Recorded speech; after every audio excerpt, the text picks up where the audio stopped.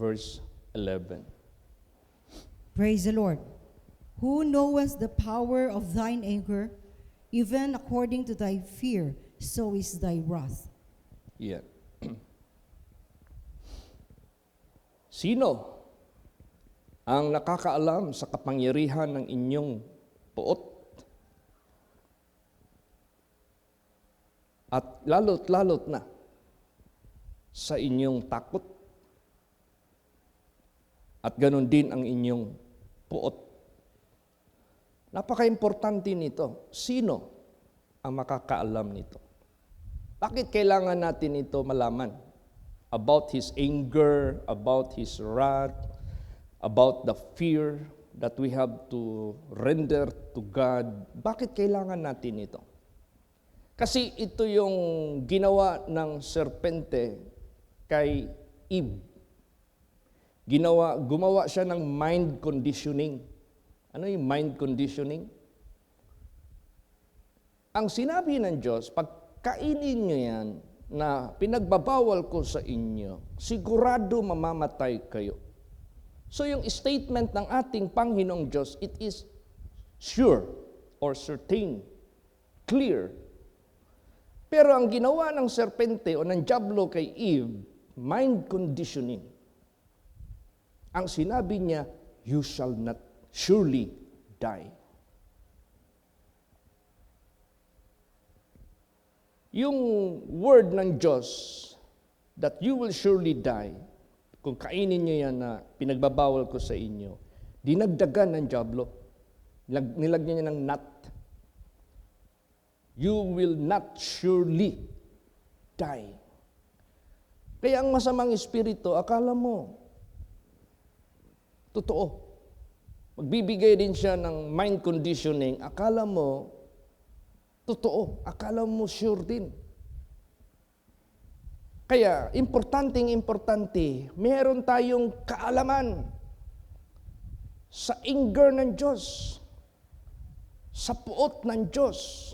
Dapat hindi mawala yan sa ating kaisipan. Kaya kung niretain pa ni Eve na God said, you will surely die pagkainin nyo yan, hindi yun niya kakainin. O kaya sa buhay natin, we should know about the wrath of God, about the anger of God. To whom we must fear. Dapat alam natin yan. Hindi yan mawala sa mindset natin. Kasi ang diablo, marunong mag-mind conditioning na gusto niya wawala ng bisa ang katotohanan ng Diyos. Gusto niya iparating na sinungaling ang Diyos. Gusto niya iparating na ang Diyos is false. O kaya sa buhay natin, napaka-importante niya. Alam niyo ba, mismo sa bibig ni Lord Jesus, lumalabas ang katotohanan. Basahin natin, ano ang sinabi ni Lord Jesus. Luke 12:5. Praise the Lord. But I will forewarn you whom ye shall fear. Fear him which after he hath killed hath power to cast into hell. Yea, I say unto you, fear him. Yan.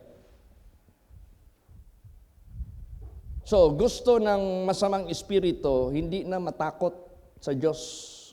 Ano ibig sabihin yan? Kung anong warning ng Diyos, huwag niyong katakutan yan. That is falsehood. Ganon ang sa kay Satanas. Tingnan mo yung mga interview ng mga atheist. We don't believe God. Imagine, the punishment for the sinners is everlasting. We don't believe that. Gusto talaga nila, wala ng katotohanan ang sinasabi ng Diyos. So, ang diablo, marunong mag-mind conditioning. Samantalang ang ating Panginoong Kristo nagbibigay ng warning. But I will forewarn you whom ye shall fear. Binabalaan ko kayo, winawarningan ko na kayo ahead of time kung sino ang dapat ninyong katakutan. Tapos dinescribe yung dapat katakutan. which after he hath killed, hath the power to cast into hell. Matapos siyang papatay, may kapangyarihan siya, itapon kayo sa impyerno. Yea, I say unto you, fear him. Yun ang sinabi ni Lord Jesus.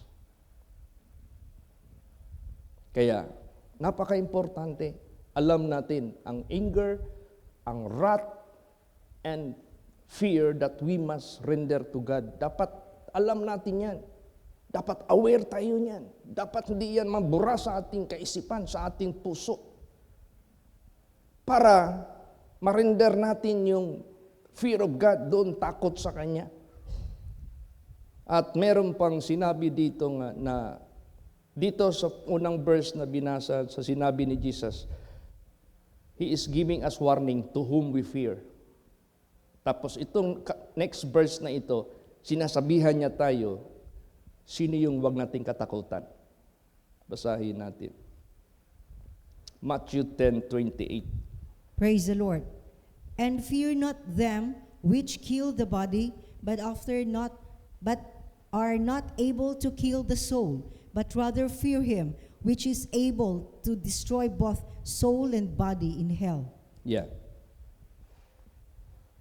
Now, sino ang tinuturing ng ating Panginoong Kristo? Huwag niyo siyang katakutan na makapatay sa katawan. Di ba ito yung diablo?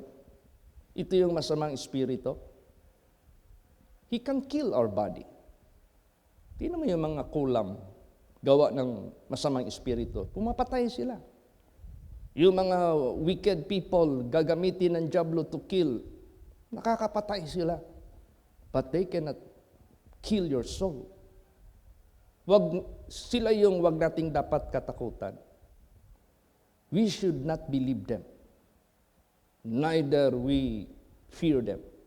Ang dapat nating katakutan, yung makapatay sa dalawa. Sinabi dyan, but rather fear him which able to destroy both soul and body in hell. Yun ang dapat nating katakutan, ang ating Panginoong Diyos. Yan ang binubura ng masamang espiritu.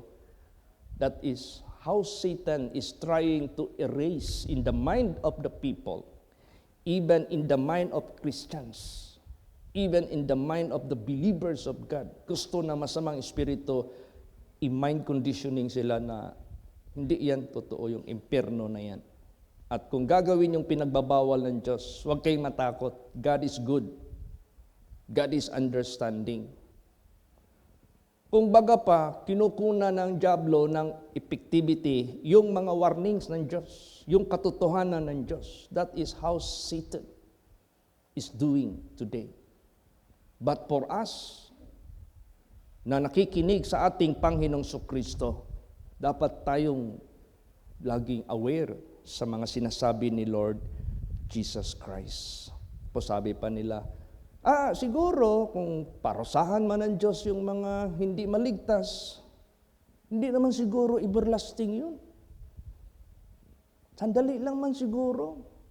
Tapos kunin kaagad sila doon. Do you think ang banal na Diyos, kaya niyang tiisin, everlasting ka maglangoy sa impyerno, sa apoy? Ay, hindi naman siguro ganun yun.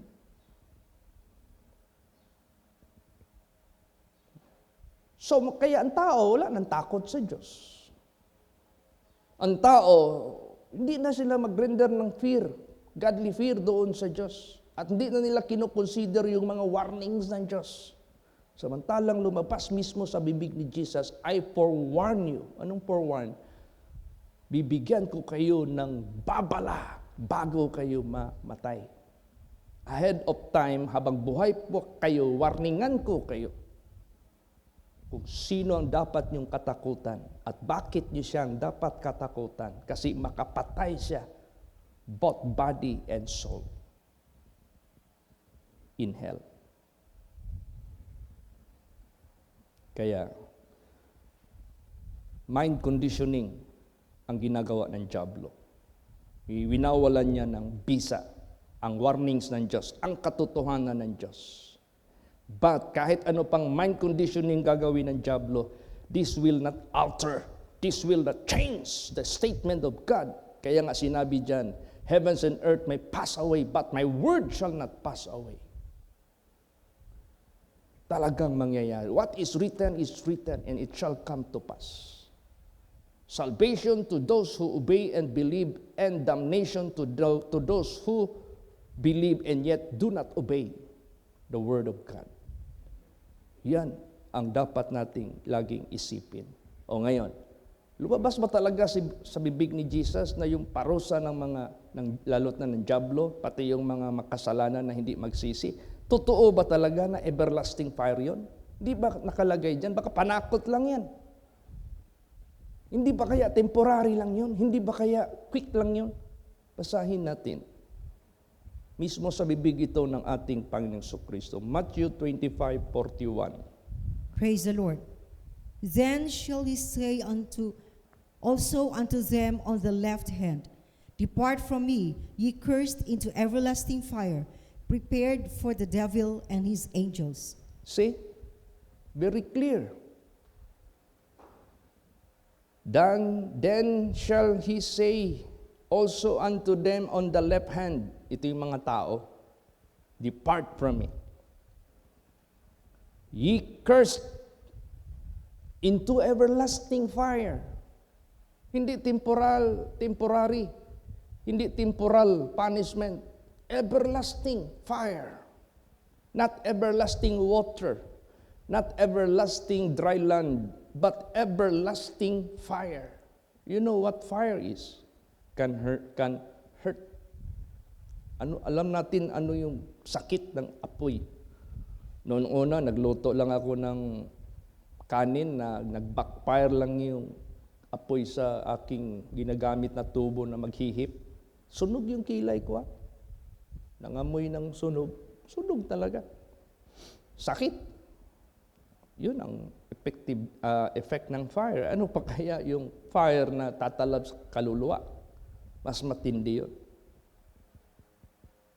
Depart from me, yung nasa left, yung mga disobedient, yung nasa left, yung mga unrepentant heart, yung nasa left, yung mga non-believers, yung nasa left, hindi nag-render ng fear of God, godly fear, yung nasa left, yung mga non-believers, ayaw talaga maniwala, kahit pinahayag na ng Diyos ang kanyang warnings, pinahayag na ng Diyos ang kanyang katotohanan, they disregard.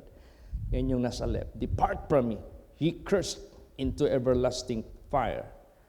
Ngayon, pertaining the fallen angels, itong everlasting fire na ito, this is prepared for the devil and his angels. That is everlasting fire. Kaya nga nanginginig sila. Naalala niyo yung si Lord Jesus na ika-cast out niya yung pinasukan ng 12 legions. Di ba sabi ng mga masamang espiritu, Son of God, will you torment us ahead of time? Alam nila that they shall be tormented. Nanginginig sila.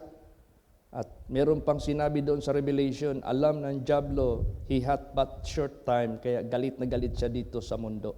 Nagwawala si Satanas. Lahat ng katotohanan ng Diyos para ang tao makapasok sa kaharian ng Diyos, gagawin niya lahat ng paraan. Ima-mind conditioning niya ang mga tao na hindi matakot sa Diyos. Na ilagay niya lagi sa tao, sa isip ng tao niya, yun lang, word na love. God is love. Ang ilalagay lagi sa diablo, sa mga tao, God is good. All the time. Yan man ang mga bukang bibig ngayon ng mga ibang Christians. God is good all the time. Pero dito, ang message dito, dapat alam natin paano magalit ang Diyos. Dapat alam natin ano yung puot ng Diyos. Dapat yun ang hindi maalis sa mind natin na ang Diyos is terrible. God is consuming fire. God is a terror. Pag siya ang magalit, para matakot ka sa Kanya, gagawa ng worthy of death. Basahin pa natin 2 Corinthians 5:11. Praise the Lord. Knowing therefore the terror of the Lord, we persuade men, but we are made manifest unto God, and I trust also are made manifest in your consciences. Yeah. Knowing therefore, alamin nyo ito, the terror of the Lord. O, dapat hindi yan maalis sa mindset natin. We persuade man. Aming iniinganyo ang mga tao na alamin ninyo the terror of the Lord. But we are made manifest unto God. And I trust also are made manifest in your conscience. So, itong lahat na hinahayag ng Diyos, dapat mahayag din sa mga konsensya ng mga tao, the terror of the Lord. Kaya ang ginagawa ngayon ng diablo, tinatanggal niya sa konsensya at isip ng tao, the terror of the Lord, the wrath of God, the anger of God. Maari, mawala yan. Papalitan niya, iso-soft tone niya yan. God is good, God is love. Totoo man din. Pero, kaya nga lang, meron siyang kinukuha doon na importante na na subject, the wrath of God, to whom we fear, the anger of God, the terror of God. Yun ang inaalis ng diablo. Parang mga tao, hindi na takot gagawa ng kasalanan, hindi na takot lalapastangan sa salita ng Diyos, hindi na takot na gagawa ng maliliit na kasalanan. Wala nang kinakatakutan. Maliit man lang yan. So, wala. Mahulog yun sa kapahamakan. Alam mo about the wrath of God? Hindi mo yan sabihin na sa New Testament lang yan nami-mention. Ang wrath of God, nahahayag kahit sa Old Testament. Ano pala yung baha na ginawa ng Diyos sa buong sanglibutang ito? Huwag mong sabihin, care and love of God yun sa mga tao. No, wrath of God yun. Para sa mga tao na hindi kumikilala sa Kanya. O yung nangyari kay Adam kay Eva, wrath of God yun. Na yung tree of life, nilagyan niya ng sword na nag-ikot para kung sakaling kunin nila, putol yung kamay nila. Binantayan pa ng mga anghel na hindi sila makalapit. Tinaboy sila sa mali. Wrath of God yun. Na-reveal yan. Sodom and Gomorrah, wrath of God. Grabe ang tuot ng Diyos. Yan ang gusto itago ng masamang espiritu sa isip ng mga tao. Kahit hanggang sa Book of Revelation, laging nagpapahayag about the wrath of God. Basahin natin Revelation 6:17. Praise the Lord. For the great day of His wrath is come, and who shall be able to stand? Yan. Ay, yung mga mayayaman, nagsasabi sila na, kung sakali mang magkaroon ng nuclear war, meron na kaming bunker, meron na kaming hukay, meron na kaming safe place. Yun ang alam nila. Pero meron silang hindi nalalaman ang puot ng Diyos. Na kahit saan ka pa magtago, hindi ka makatakas. Yun ang paborito ng diablo, itago na meron darating na puot ng Diyos na ang mga tao wala sa isip nila yan. Pero ang Bible nagsabi, know therefore, alamin ninyo the terror of the Lord. Sino makakaalam sa puot ng Diyos? Sino makakaalam sa wrath of God? Mapalad kung aware ka niyan, na hindi mabura yan sa isip mo, which the devil is trying to erase in your mind. Yeah. The great day of His wrath, sa araw ng dakilang araw ng puot niya darating. Sino ang makakatayo? Yung sinabi doon na pagdarating na ito, sasabihin na ng mga tao, O rock, fall on us. we cannot lift up our eyes to heaven, to Him who is sitting in the throne. Yung puot niya, hindi namin kayang titingin sa Kanya.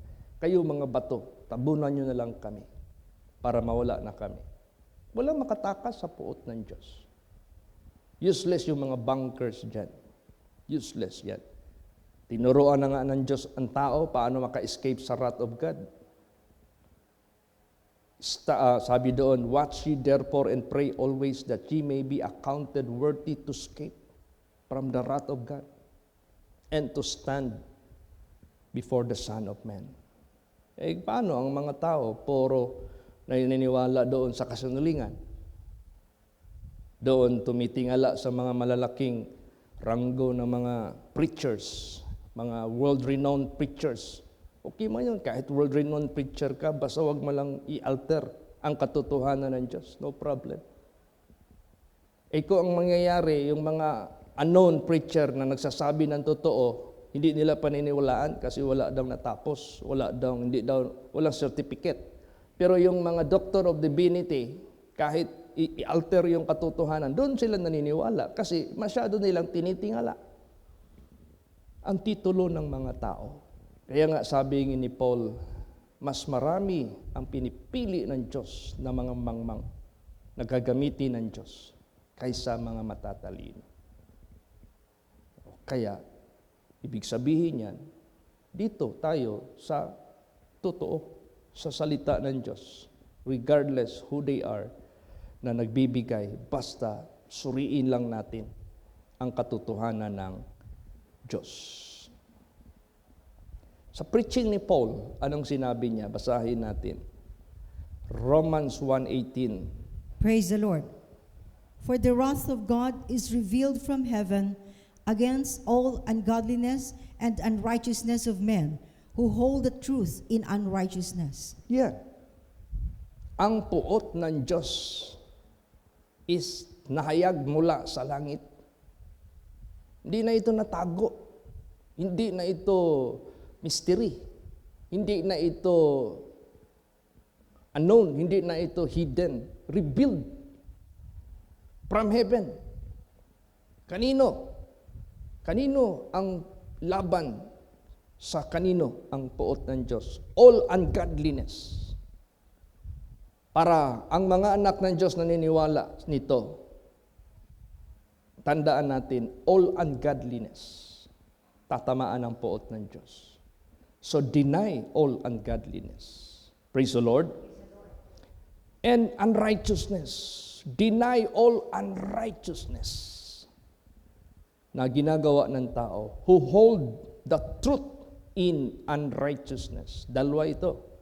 Who hold the truth, the Word of God, hinahawakan, pero patuloy sa unrighteousness. Pwede rin ito who hold the truth, ang katotohanan na pipigilan dahil sa kanilang katiwalian. Either.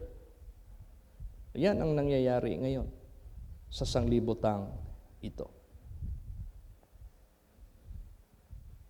Actually, hinayag na lang na ng Diyos ang lahat. Basahin natin. Romans 1:19. Praise the Lord. Because that which may be known of God is manifest in them, for God had showed it unto them. Yes, dahil yung dapat malaman sa Diyos, hinayag na sa lahat sa kanila. Dahil ang Diyos na mismo ang naghayag nito. Sino yan? Sino yung Diyos na naghayag nito? Di ba si Jesus Christ? Hinayag na niya ang lahat. Na sinabi ni Lord Jesus, matakot kayo sa Diyos na makapatay sa inyo sa katawan at sa inyong kaluluwa sa impyerno. Hinayag na ito ng Diyos. Kaya, ang mga gumagawa nito, hindi lang yung gumagawa ng kasamaan, pati yung naliligaya sa mga gumagawa nito. Partakers din yun. Basahin natin. Romans 1:32. Praise the Lord. Who, knowing the judgment of God, that they which commit such things are worthy of death, not only do the same, but have pleasure in them that do them. Yan. Alam nyo ano itong mga gawa na worthy of death? Basahin natin yan. Basahin sa Romans 1. Talon tayo sa Romans 1. Simulan mo na lang dito sa verse 22 hanggang 32. Sige. Praise the Lord. Professing themselves to be wise, they became fools. They changed the glory of the uncorruptible God into an image made like to corruptible man, and to birds, and four-footed beasts, and creeping things. Wherefore God also gave them up to uncleanness through the lust of their own hearts, to dishonor their own bodies between themselves, who changed the truth of God into a lie, and worship and serve the creature more than the Creator, who is blessed forever.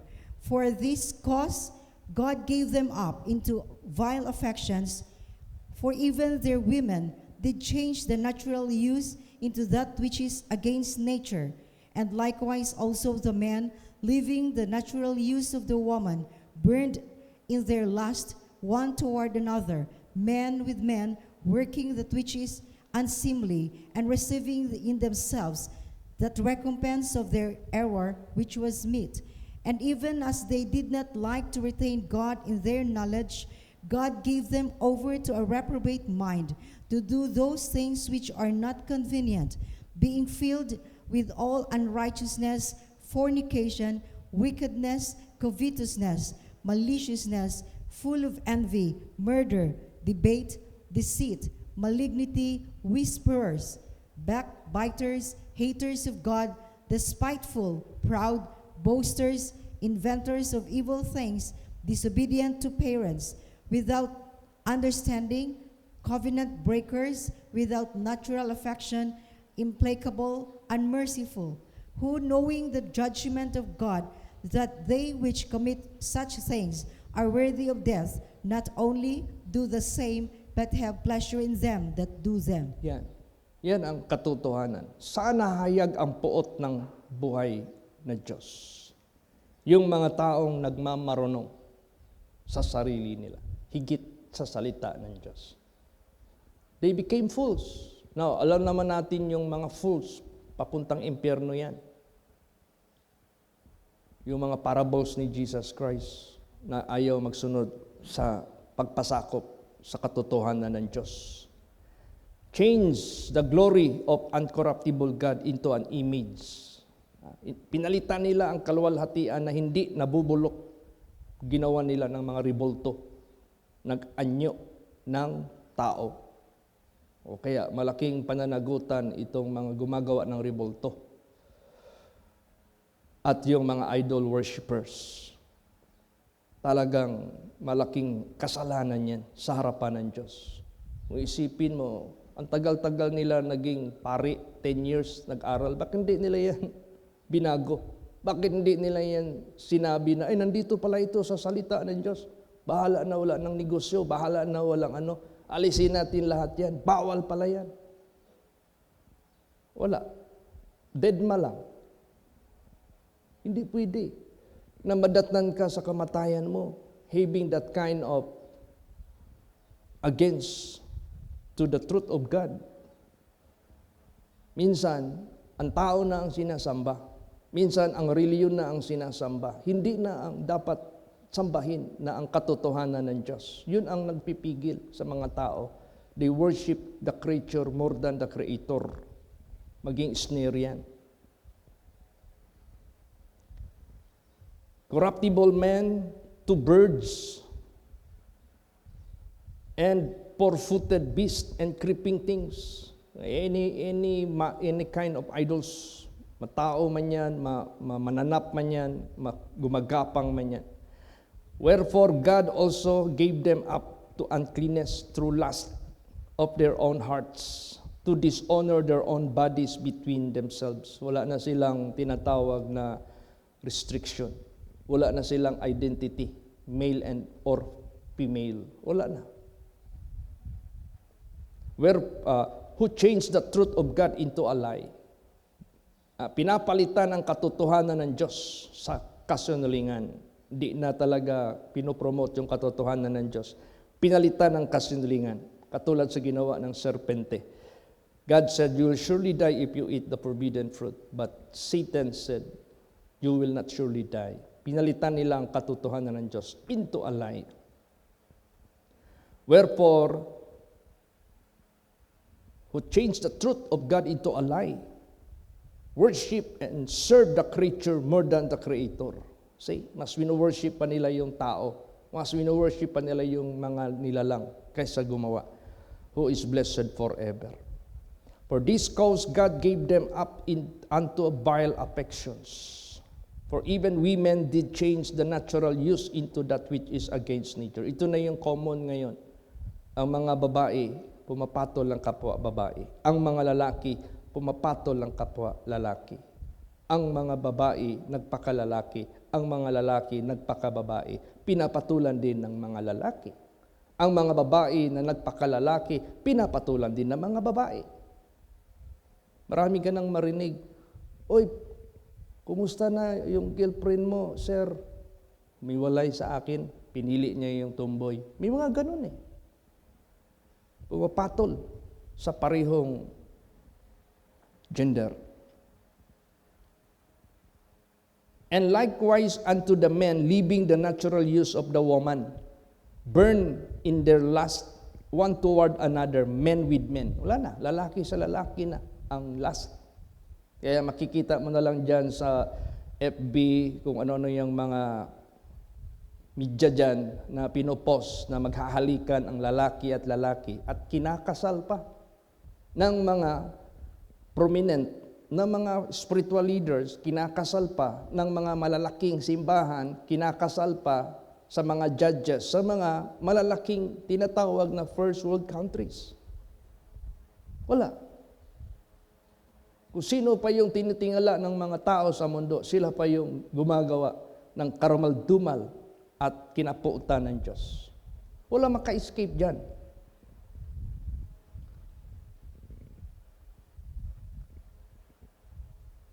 Working that which is unseemly.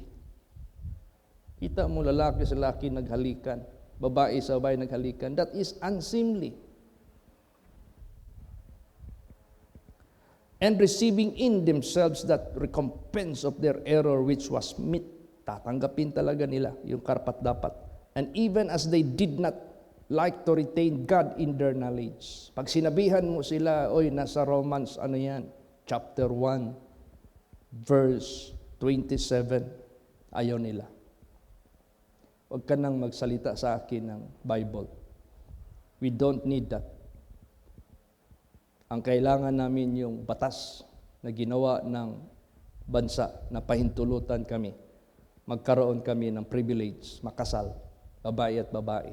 Gusto namin yung bansa na nagtotolerate sa LGBTQ para mag-exist kami sa mundo na hindi kami i-discriminate.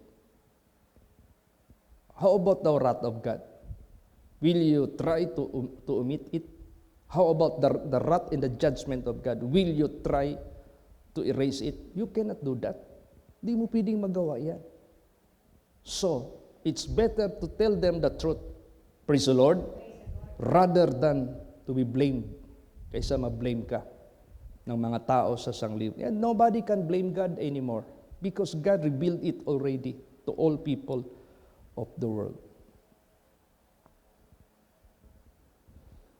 Being filled with all unrighteousness, salungat sa mga kautusan na righteousness ng Diyos. Puno sila ng pagsalungat. Fornication, nandyan, wala na. Common ano na ito, common sin na ito. Hindi na ito kinakatakutan ng mga tao. Wickedness, natural na yan. Kung sino pa yung mga wicked, yun ang hinahangaan. Covetousness, yan na yun ang dapat daw gawin. Hindi na pwede na marunong ka magtulong sa kapwa at maawa. Maliciousness, nandyan lahat ang maliciousness, full of envy, puno ng inggit. Kaya walang ibang ginawa kundi siraan ang kinainggitan at pilit ibagsak. Murder, pumapatay para lang, bago lang na ano dyan, sa news, pinatay ang pulis ng kapatid mismo. Anong dahilan? Agawan ng lupa. See? Pumapatay para lang makaagaw ng lupa. Diyan sa Matina, may kaso dyan. Pinatay ang papa, pinatay ang mama, pinatay ang kapatid na lalaki. Dahil gusto niya, suluhin niya yung property. Na-trace up ngayon ang kanyang gawa, kulong ngayon. Wala siyang property. Himas siya ngayon ng rihas. Pumapatay dahil lang sa pag-angkin ng mga bagay na gusto niyang suluhin. NB murder debate. Alam mo yung debate? Alam mo yung debate? Yung pagalingan ba ng kaalaman? Tapos pag matalo, magalit. Hindi naman pwede natin pasukin itong debate na para sabihin magaling tayo sa kanila. Hindi na kailangan yan. Just tell the truth. If they believe, praise the Lord. If they will not believe, huwag mo pilitin. Praise the Lord. Just tell the truth. Deceit, pangdaraya, malignity, whisperers, ito mga chismis. Isang pagsisira yan ng relasyon sa isa't isa, yung chismis. Bakit? Bawal ang chismis sa atin. Yung ipasapasa mo yung mga conversation. Kasi parang sinasabong mo yung mga tao. Imbis na walang masamang intention, magkakaroon ng ano yan. Samaang loob, magkaroon ng samaang pananaw sa isa't isa dahil sa chismis. Pasa-pasa. O kaya, huwag nating i-adapt yung chismis sa buhay natin. Praise the Lord. Mali yan. Malaking instrumento ng diablo yan para guluguluhin ang mga samahan ng mga kapatiran. Huwag tayong maging radyo di baktas. Ano yung narinig mo dito? Baktas ka doon sa kanyang sinasabi. I-feed mo doon.